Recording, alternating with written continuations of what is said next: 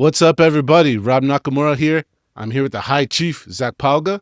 Together, we're fully hydrated, and we'll get into the very near future doing Polynesians making predictions.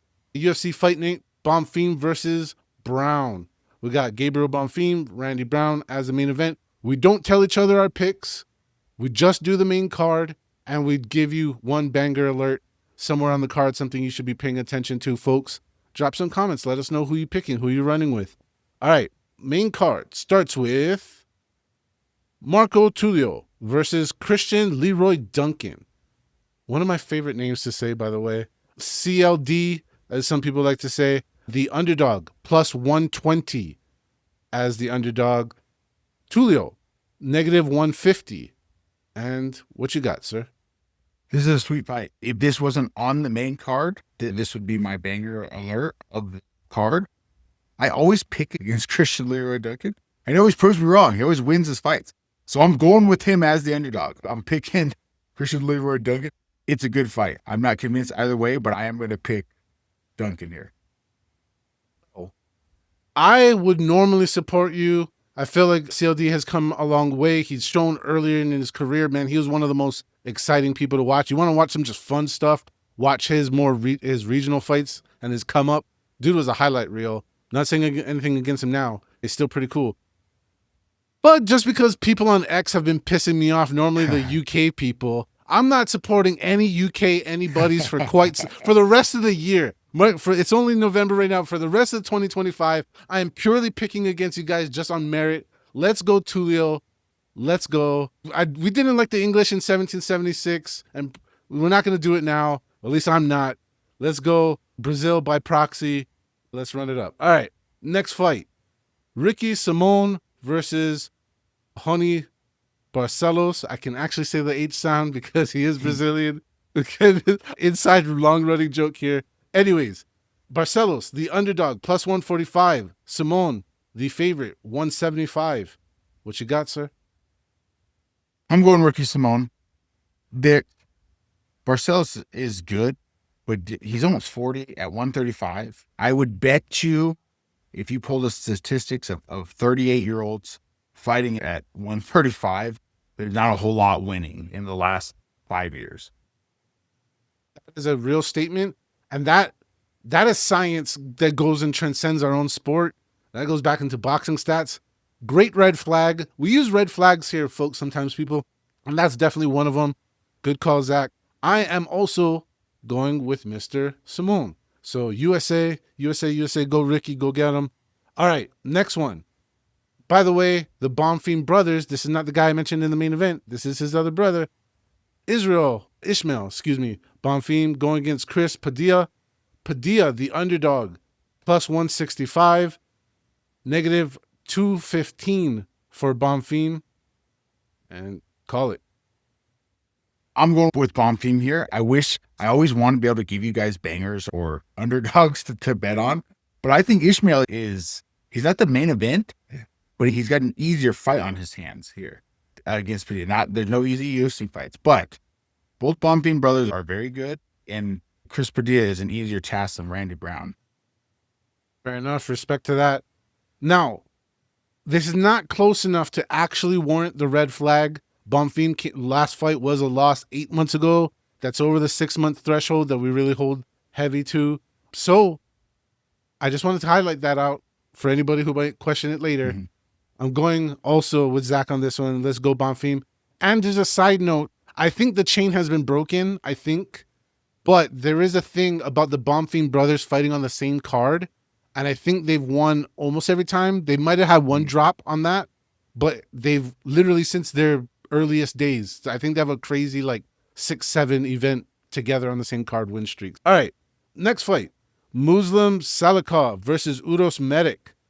Mr. Medic, negative 205 as the favorite. Salikov, plus 170 as the underdog. Mr. Pauga. So I never look at the odds, but now I do have an underdog to give you guys. I'm going with Muslim here. Caveat: he trains at my gym. We've had conversations. He's a welterweight. We don't train together, but he's a nice guy. He's a great dude, a nice guy. But I think he was plus like 400 for his last fight. One shot KO'd the guy. He can fight. He's an older dude, but he's my pick for this. What's up? And yeah, only 3 months ago, putting Carlos Leo to sleep. Great call on that. I will have to respectfully disagree. Not on him being a cool guy. I'm sure you're right on that. Just the fact that, man, I have been burnt so many times parading for my own kind. And what is that? The 40 and up club. And 41 is just too late for me to support blindly. I don't have enough reasons. So I'm going with the book. I'm going with Vegas, and I'm going against my own tribe. I'm being a real Benedict Arnold about this. But yes, let's go. Uros Medic is my pick. And co-main event. Now, I'm going to say this as a joke and respectfully, but if you would have told me Matt Schnell would be co-main eventing something, I would probably laugh at you at some other point in history. But here we are. Matt Schnell, Joseph Morales, Mr. Morales, the favorite, negative 250. Mr. Schnell, plus 200, the underdog. What you got, man? I don't have anything special, any sauce on this one. I'm going with Morales. The odds makers know what they're talking about here. It's like he's teed up to win this fight. This is the fight for him to win, basically. There we go. I'm really happy about this fight because this is a double USA win. No matter who wins, USA wins. So with that being said, let's go, Mr. Morales. That is my pick as well. All right, here we go. Main event of the evening, Gabriel Bonfim versus Randy Brown. Also just want to shout out Randy Brown. He's a cool dude. Negative 180 negative 180 for Bonfim, plus 140 for Mr. Brown. And what you got? I'm split on this one, and I was hoping that the odds I would have something cool to talk about or to go one way or the other. I'm going to go with Randy Brown. Both these guys are so good, and I just think that it's going to be tight to begin with, and I don't like the Bonfim brothers fighting on the same card, right? They're both training. Usually they're each other's training partners. They're in camp. Obviously, they have very different opponents than each other. They're not one person had to help the other one out for this camp. And I just don't like all that super scientific reason why I'm picking Randy Brown to win this fight. Respect.